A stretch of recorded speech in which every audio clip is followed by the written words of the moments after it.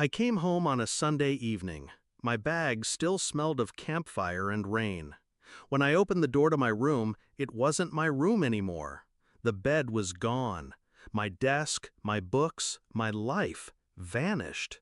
In its place stood an easel splattered with paint, the air thick with turpentine. "She needs the space," my mom said from the hallway. "Don't be selfish," my dad added without looking at me. I didn't argue. I just set my keys on the table, nodded once, and walked out. They thought that was the end of it.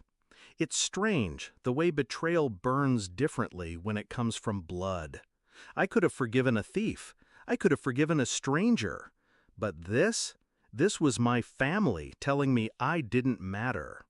I used to believe in them, used to think loyalty was a given.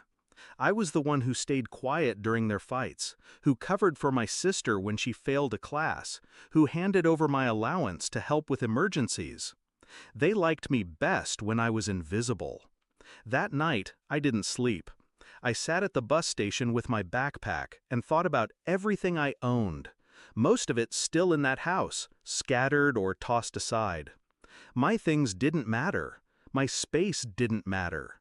But respect? That mattered. And they'd stripped it from me. The next day, I started making calls. Not to friends, not to relatives. To people who knew how to handle property, paperwork, and signatures. My parents had always been careless with documents.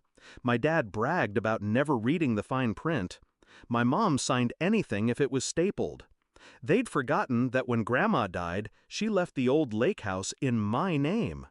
They thought of it as their vacation spot. It wasn't. I had the deed. I had the right to sell it. So I did. The buyer was fast, cash in hand, no questions asked.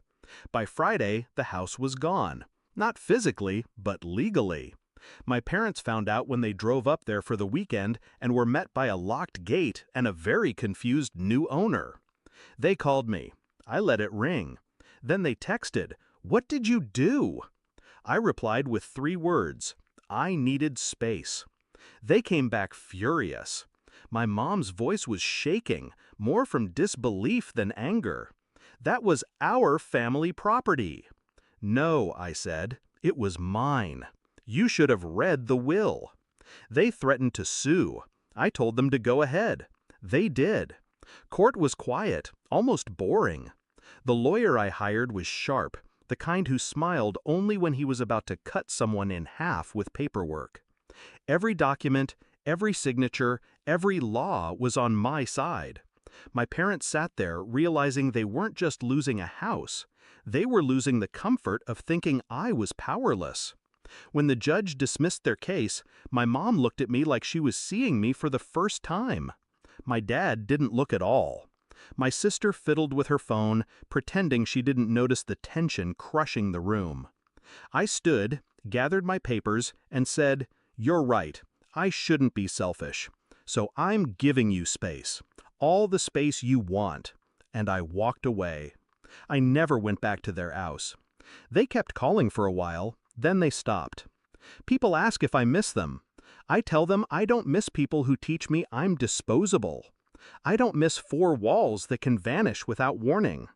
The lake house paid for my own place, my own bed, my own keys. And the best part? They can't take that away. Because now they know I may be quiet, I may be patient, but I am never powerless.